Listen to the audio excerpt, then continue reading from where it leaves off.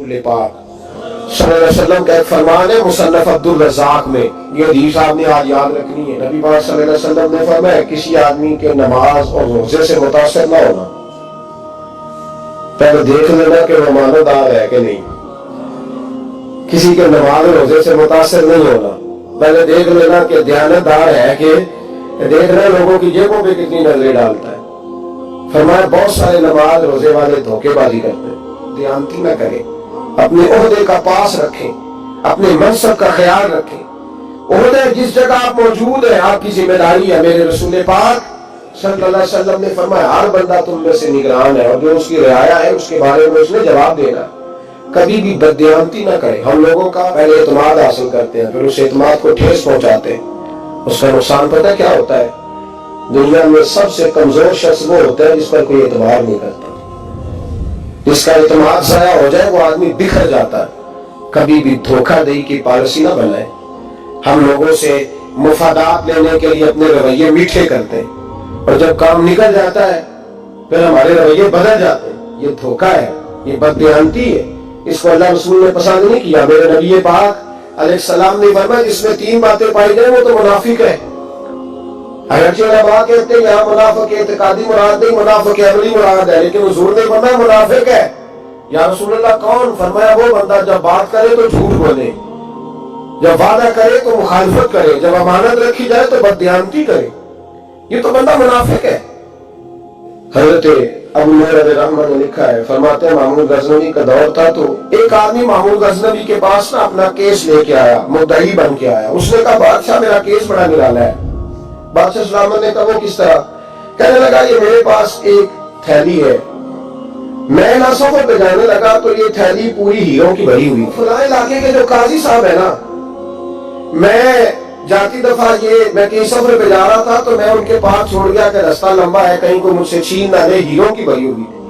کچھ دنوں کے بعد میں واپس آیا ہوں، قاضی صاحب نے مجھے تھیلی واپس کی ہے تو اس میں ہیروں کی بجائے کھوٹے سکے نکلے۔ اب میں نے قاضی صاحب سے کہا ہے تو قاضی صاحب تو میرے گریبان تک آتے ہیں، وہ کہتے ہیں بتا کہیں سے پھٹی ہے کھلی ہے؟ وہ جس طرح ٹانکے لگا کے تو نے سی تھی اسی طرح لگے ہوئے کہ نہیں؟ تو حضور لگے بھی بالکل اسی طرح ہے، نہ پھٹی ہے نہ کھلی ہے۔ اب میں لٹ گیا ہوں، میری کل عمر کی کمائی ضائع ہو گئی، کھوٹے سکے کہاں اور ہیرے کہاں؟ تو مہربانی کریں، اب آپ کی بارگاہ میں اللہ رسول کے نام پر حلف دیتا ہوں کہ میں ہوں بالکل سچا۔ محمود غزنوی کہنے لگے تو جا، تھیلی چھوڑ جا، اور جب میں تجھے بلاؤں گا پھر دوبارہ آنا۔ شخص چلا گیا۔ محمود غزنوی اٹھے، دربار برخاست کیا، لوگوں سے کہنے لگے چلے جاؤ میں 3 دن کے لیے سیر کرنے جا رہا ہوں، 3 دن کے بعد لوٹوں گا۔ اکیلے جب رہ گئے نا محمود دربار میں تو محبوب نے چھری منگائی۔ وہ جس تخت پہ بیٹھتے تھے وہاں گدا بچھا ہوا تھا، یہ گدا پڑا ہے نا، گدا بچھا ہوا تھا۔ محمود نے چھری کے ساتھ اس کو پھاڑ ڈالا اور چھری جیب میں رکھی نکل گئے۔ کہنے لگے میرے بعد کوئی میرے دربار والے احاطے میں داخل نہ ہو۔ محمود چلے گئے۔ اب وہ صفائی کرنے والا جب آیا نا، اس نے آ کے دیکھا تو گدا پہ پٹا ہوا ہے۔ اس نے شور ڈال دیا، پہرے دار بھی آ گئے، فلاں صاحب بھی آ گئے، فلاں صاحب۔ اس نے کہا وہ خدا کے بندو اس کا گدا پاٹ گیا ہے، وہ تو مار ڈالے گا۔ اس نے کہا تھا سوائے صفائی اور نگرانی والے کے دوسرا آئے کوئی نہ، اور یہاں آیا بھی کوئی نہیں، پہلے دن ہی پھٹا ہوا ہے تو لٹکا دے گا سب کو، کیا کریں؟ شور ہو گیا، سارے دربار کے ملازمین اکٹھے ہو گئے۔ ایک بندہ بولا، کہنے لگا فکر نہ کرو، میں کیسے بندے کو جانتا ہوں، اس طرح سیے گا کہ جس نے پھاڑا ہوگا اسے بھی پتہ نہیں چلے گا کہاں سے پھٹا تھا، ایسا بہترین رفو کرے گا کہ پتہ نہیں۔ اس نے کہا یار ہم سارے ایک مہینے کی تنخواہ دیتے ہیں، تو بندہ بلا۔ وہ بلا لیا اس کو، اس کا نام محمد رفو گر تھا۔ وہ آیا، اس کو گدا دکھایا، اس کا یار اس طرح سینہ پتہ نہ چلے۔ اس نے کہا فکر ہی نہ کرو، میں بڑا کاریگر ہوں۔ بڑے بڑے کاریگر لوگ نہیں ہمارے ملک میں پائے جاتے، کوئی نشان چھوڑتے ہیں پیچھے؟ بڑے کاریگر کا پیسے ہونے چاہیے، بڑے بڑے کاریگر بندے۔ آپ یقین کریں ایسا ایسا فلسفہ، یہ عمرہ عبادت ہے نا، سرکار دو عالم صلی اللہ علیہ وسلم کی بارگاہ کی حاضری بڑی نعمت ہے نا، تو سعودی گورنمنٹ نے پابندی لگا دی ہے، ان کی بھی زیادتی ہے۔ اس طرح کی پابندیاں شریعت اسلامیہ میں جائز نہیں۔ اللہ کے گھر مسلمان جب چاہے جا سکتا ہے، لیکن وہ کہتے ہیں جی 2000 ریال دے جس نے 2 سال بعد بھی آنا ہے۔ انہوں نے پابندی لگائی تو ہمارے ایجنٹوں نے بھی کئی خاص ٹریننگ حاصل کی ہوئی ہے، پتہ نہیں کہاں سے سیکھ کے آئے، انہوں نے بھی رستہ نکال دیا۔ ایک سال سے میں نے کہا کہ جناب وہ 2000 ریال لگ گیا تو کیا کرنا ہے؟ کہنا کوئی مسئلہ نہیں، پاسپورٹ نہ بنوا لو، گنجائش ہے، یعنی ہر شے کا حل ہے۔ تو میں نے کہا یار گمراہ کرنے جاتے ہیں وقت بھی بندہ دھوکہ دے کے جائے، اللہ کے گھر جاتے وقت بھی اس طرح کی حرکت کرے، کیا حال ہو گیا؟ ہر چیز کا لوگوں نے حل نکال لیا، ہر چیز کا لوگوں نے شاید بنا لی۔ ایسا نہ کریں، یہ درست نہیں۔ احمد رفو کر کہنے لگا اس طرح سیوں گا کہ پھاڑنے والے کو بھی پتا نہیں، ان کا پیسے لے جا تو سی دے۔ اس نے سیدھی اگلے شام ہی لا کے بچھا دیا گدا۔ تیسرے دن بادشاہ سلامت آئے، آ کے پہلی نظر گدے پہ ڈالی، اس نے بلایا سب ملازمین کو، کہا کس نے سیا ہے؟ کہنے لگا کیا ہوا؟ کہا یہ پھٹا ہوا تھا۔ کس نے؟ کہا نہیں پھٹا ہی نہیں۔ وہ کہنے لگے بولو مت، میں خود پھاڑ کے گیا تھا۔ تو بتاؤ صحیح سیا کس نے ہے؟ کہا جناب آپ پھاڑ کے گئے تو بتایا کیوں نہیں؟ فرمانے لگے اسی لیے تو بتایا نہیں تھا کہ تم خود تحقیق کر لو، بلاؤ بتاؤ سیا کس نے؟ کو بلا لیا، احمد رفو گھر آ گیا۔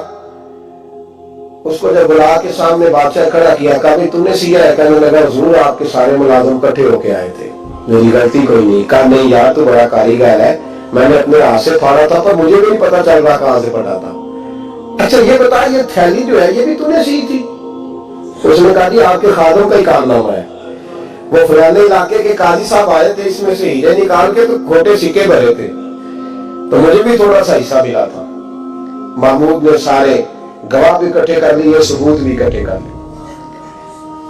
پھر قاضی کو بلایا، پہلے سارے ثبوت اور گواہ کیس حل کر لیا۔ پھر ہمارے ہاں یہ حال ہوتا ہے کہ مدعی 2-3 ہفتے کے بعد خود ہی ہاتھ باندھ جاتا ہے، کہتا تسی میری جان چھڈو، مجرم پڑھو پاوے نہ پڑھو۔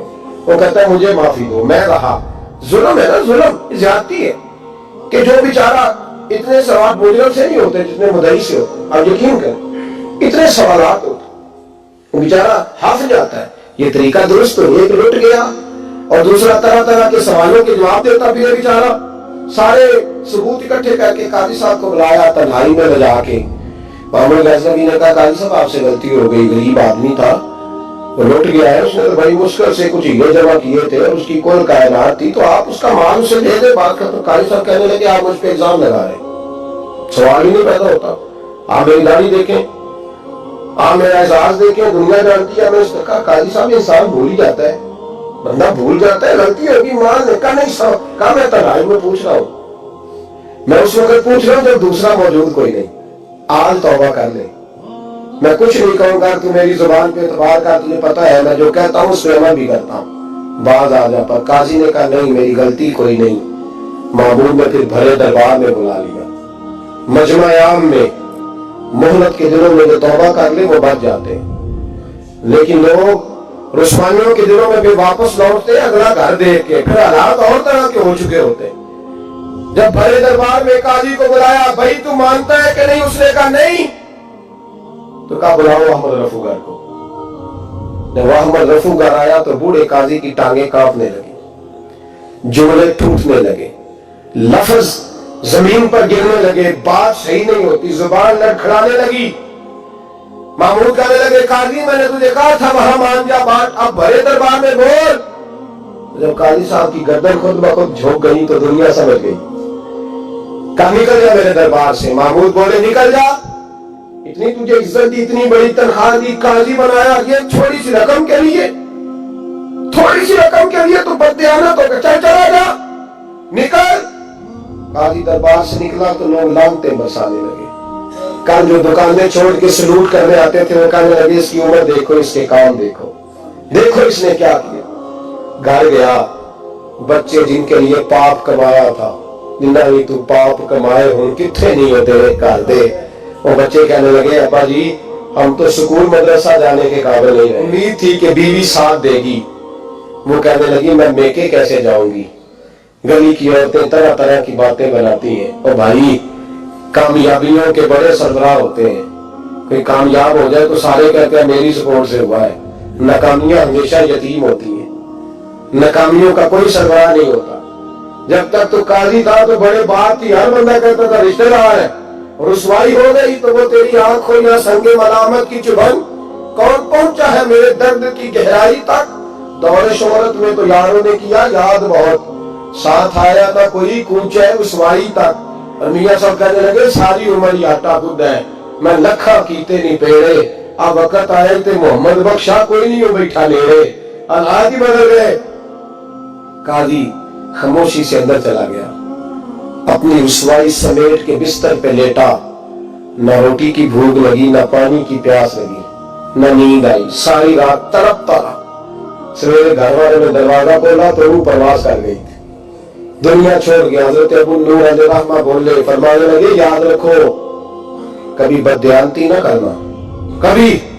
یہ تو محمود غزنوی کی عدالت تھی، قیامت میں رب کریم کی عدالت لگے گی۔